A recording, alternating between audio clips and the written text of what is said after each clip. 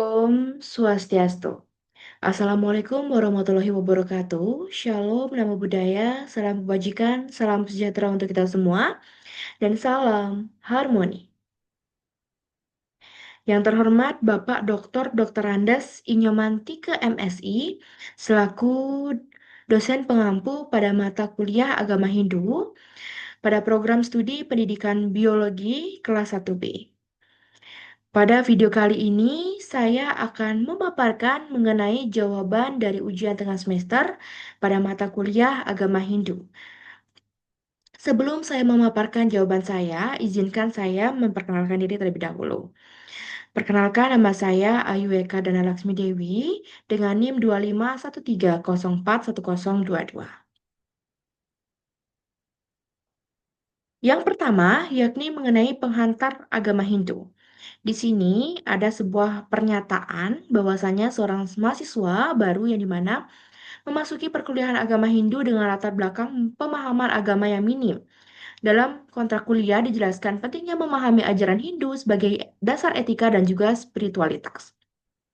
Dengan pertanyaan, yakni jelaskan mengapa kontrak kuliah dalam pembelajaran agama Hindu ini penting untuk membentuk kesadaran spiritual dan juga tanggung jawab moral mahasiswa Hindu di era modern. Jawabannya, yakni kontrak kuliah agama Hindu penting karena menjadi sebuah komitmen awal mahasiswa untuk belajar agama bukan hanya sebagai teori, tapi juga sebagai pedoman hidup. Melalui kontrak ini, mahasiswa itu akan diajak disiplin, jujur, dan juga menghargai ajaran Dharma. Di era modern yang dimana penuh tantangan moral dan juga materialisme, kontrak kuliah membantu untuk membentuk kesadaran spiritual, tanggung jawab terhadap diri, sesama, dan juga Tuhan. Sehingga mahasiswa tidak hanya cerdas secara akademik, tetapi juga bijak dan beretika. Selanjutnya, yang kedua, mengenai Brahma Widya, yakni mantra Atharva Weda.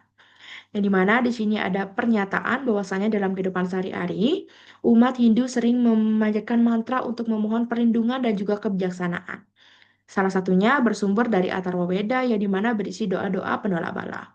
Dengan pertanyaan, yakni analisislah bagaimana ajaran Brahma Widya dalam Atharva Weda dapat diterapkan untuk menjaga keharmonisan pikiran dan keseimbangan hidup di tengah tantangan globalisasi. Nah, ajaran Brahma Widya dalam Atharva Weda itu di mana mengajarkan bahwasannya Tuhan atau Brahman itu ada dalam segala hal. Sehingga manusia itu harus menjaga pikiran tetap suci dan juga selaras dengan hukum alam. Dengan memanjatkan mantra dan mengendalikan pikiran, umat Hindu dilatih untuk tenang, bijak, dan tidak mudah terpengaruh stres, konflik, atau materialisme global. Dan penerapan ajaran ini tentunya sangat membantu untuk menciptakan keharmonisan batin dan juga keseimbangan hidup di tengah arus globalisasi. Selanjutnya ada hakikat manusia Hindu dan Pancasrada. Sini ada pernyataan bahwasannya seorang remaja Hindu kehilangan arah dan juga merasa hidupnya tidak berarti. Ia meragukan keberadaan Tuhan dan konsep karma pala. Dengan pertanyaan, yakni jelaskan hakikat manusia menurut ajaran Hindu, serta Pancasrada dalam menumbuhkan keyakinan dan makna hidup seseorang yang sedang kehilangan arah spiritualnya. Jadi, dalam Hindu, hakikat manusia bukan hanya tubuh fisik, tetapi jiwa suci atau Atman yang dimana berasal dari Tuhan atau Brahman. Karena itu, manusia memiliki tujuan hidup spiritual. Pancasila ini akan membantu menguatkan keyakinan melalui 5 dasar iman, yakni percaya kepada Tuhan, jiwa, hukum karma pala, reinkarnasi, dan juga moksha. Dengan memahami ini, seseorang yang kehilangan arah akan menyadari bahwa hidupnya bermakna, setiap tindakan akan berakibat, dan masih ada harapan untuk memperbaiki diri dan kembali pada jalan Dharma. Selanjutnya mengenai catur marga dan juga tempat suci. Di sini ada pernyataan bahwasannya sebuah desa masyarakatnya terbagi menjadi dalam berbagai profesi. Ada petani, pedagang, guru, dan juga seniman. Namun mereka tetap rukun karena saling menghormati perbedaan jalan hidup. Dengan pertanyaan, yakni kaitkan prinsip catur marga dengan kehidupan masyarakat desa tersebut dan jelaskan bagaimana tempat suci menjadi pusat spiritual yang mempersatukan mereka. Nah, catur marga itu mengajarkan 4 jalan mendekat kepada Tuhan atau bekerja tulus, yakni karma marga, berbakti atau bakti marga, mencari ilmu atau jnana marga, dan meditasi atau pengenalan diri atau raja marga. Di desa itu, petani dan pedagang mencerminkan karma marga, guru jnana marga, seniman bakti marga. Meski berbeda jalan, mereka memiliki tujuan spiritual yang sama. Tempat suci pura menjadi pusat pemersatu karena di sanalah seluruh warga berkumpul, berdoa bersama dan memohon keseimbangan hidup. Dan dari pura itulah tumbuh rasa persaudaraan dan juga kesadaran bahwasannya semua jalan itu bermuara pada Tuhan yang sama. Selanjutnya, yakni mengenai Hastanga Yoga dan Pranayama atau Surya Namaskar. Di sini ada pernyataan bahwasanya seorang siswa SMA Hindu merasa stres menghadapi ujian akhir. Gurunya menyarankan untuk melakukan Surya Namaskar setiap pagi sebelum belajar. Dengan pertanyaan, yakni analisislah manfaat Astanga Yoga dan Pranayama bagi kesehatan jasmani dan ketenangan batin. Jelaskan pula bagaimana Surya Namaskar dapat menjadi bentuk nyata latihan spiritual bagi generasi muda Hindu. Nah, di sini Astanga Yoga dan Pranayama itu bermanfaat untuk menjaga kesehatan tubuh, mengatur pernafasan, mengurangi stres, dan juga menenangkan pikiran. Gerakan dan nafas yang dimana teratur akan membantu meningkatkan konsentrasi dan serta keseimbangan jasmani rohani. Surya Namaskar ini adalah latihan yoga yang dimana menggabungkan gerakan, pernapasan, dan penghormatan kepada Tuhan atau Surya. Dan bagi generasi muda Hindu, ini akan menjadi sebuah bentuk latihan spiritual yang sederhana karena tidak hanya menyehatkan tubuh, tapi juga melatih disiplin, rasa syukur, dan juga kesadaran diri sebelum belajar atau beraktivitas. Selanjutnya ada Gayatri Sadhana dan Kitab Suci Agama Hindu. Di sini ada pernyataan bahwasanya dalam upacara Saraswati, siswa-siswi Hindu itu melantunkan Gayatri Mantra sebelum membaca buku suci dan juga menulis. Dan ada juga pertanyaannya, yakni jelaskan makna filosofis Gayatri Sadhana dan hubungannya dengan pengamalan, mohon maaf, kitab suci Weda dalam menumbuhkan kecerdasan spiritual serta kesucian pikiran. Jadi, Gayatri Sadhana adalah latihan untuk melantunkan Gayatri Mantra untuk memohon cahaya kebijaksanaan dan juga kesucian pikiran. Di mana mantra ini mengajarkan umat Hindu untuk menyucikan diri sebelum menerima ilmu. Karena berasal dari Weda, Gayatri Sadhana menjadi bentuk penghormatan pada kitab suci. Dengan menjalankannya sebelum belajar, pikiran menjadi jernih, hati menjadi tenang, dan juga kecerdasan tidak hanya bersifat intelektual, tetapi juga spiritual dan juga bermoral. Selanjutnya yang ketujuh itu ada Awatara dan orang suci. Di sini ada pernyataan bahwasannya dalam situasi sosial yang penuh kekerasan muncul seorang tokoh yang dimana mengajarkan perdamaian dan kebaikan universal tanpa pamrih. Banyak orang menganggapnya sebagai perwujudan Awatara zaman modern. Dengan pertanyaan, yakni jelaskan konsep Awatara dalam agama Hindu dan hubungannya dengan peran orang suci sebagai penjaga dharma di dunia. Jadi, Awatara itu adalah penjelmaan Tuhan, terutama Wisnu, ke dunia untuk memulihkan dharma dan menolong makhluk ketika kejahatan merajalela. Contohnya adalah Rama dan juga Krishna.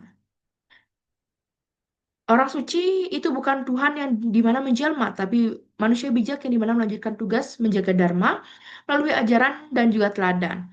Mereka membimbing umat Hindu menuju kebenaran dan juga kedamaian. Jadi Awatara dan orang suci sama-sama menjadi cahaya dharma di dunia. Awatara hadir langsung sebagai Tuhan, sedangkan orang suci menjadi perantara yang dimana meneruskan ajaran ilahi. Yang kedelapan ada hakikat manusia dan juga spiritualitas.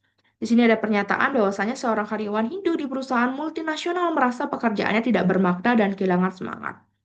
Ia lalu memutuskan untuk mendalami ajaran Tatuam Asi dengan pertanyaan, yakni analisis makna Tatuam Asi dalam konteks etika kerja modern dan bagaimana kesadaran spiritual ini dapat menumbuhkan empati serta rasa persaudaraan universal.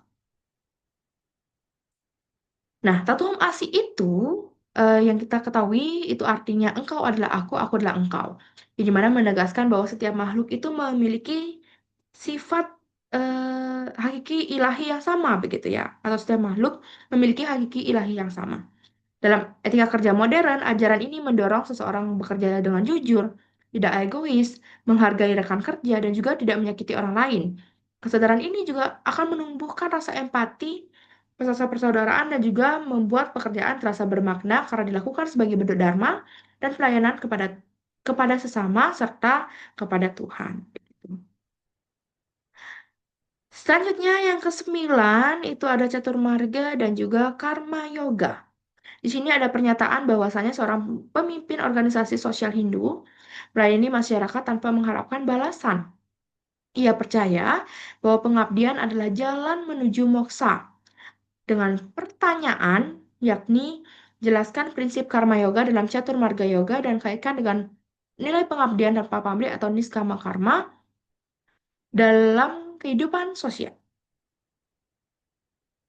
Dengan jawabannya, yakni saya mendapatkan jawaban bahwasanya karma yoga dalam catur marga yoga adalah jalan spiritual melalui kerja atau sebuah tindakan. Intinya adalah melaksanakan tugas dengan penuh tanggung jawab, tetapi tanpa keterkaitan pada hasil atau imbalan. Konsep utamanya disebut dengan niskama karma, yaitu bekerja secara tulus tanpa pamrih sebagai bentuk persembahan kepada Tuhan dan pelaksanaan dharma. Seorang pemimpin organisasi sosial Hindu yang melayani masyarakat tanpa mengharapkan balasan sedang menerapkan karma yoga. Ia mengabdi bukan untuk pujian atau keuntungan pribadi, tetapi sebagai wujud dharma dan juga jalan untuk menuju kesucian diri serta moksa. Jadi, karma yoga ini sendiri mengajarkan bahwasannya pengabdian tanpa pamrih adalah bentuk spiritualitas tertinggi dalam kehidupan sosial. Selanjutnya, yang terakhir, ada integrasi ajaran Hindu dalam kehidupan modern. Di sini ada sebuah pernyataan bahwasannya mahasiswa Hindu sering dihadapkan pada tantangan nilai-nilai global yang materialistik dan juga hedonistik. Dengan pertanyaan, yakni jelaskan bagaimana nilai-nilai dan Pancasrada, nilai-nilai dalam Pancasrada, Caturmarga, Gayatri Sadana, dan juga Hastanga Yoga dapat diintegrasikan menjadi pedoman hidup mahasiswa Hindu di era digital agar tetap beriman, berilmu, dan juga beretika. Jadi, mahasiswa Hindu itu dapat menjaga iman dan juga etikanya di era digital dengan Pancasrada, yakni dengan menumbuhkan keyakinan dan juga tanggung jawab moral. Ketika kita melihat dengan catur marga, yakni berbakti, bekerja dengan tulus, belajar dengan bijak, dan mengendalikan diri. Jika kita lihat dari gaya Tisadana, yakni menyucikan pikiran dan juga meningkatkan kecerdasan spiritual.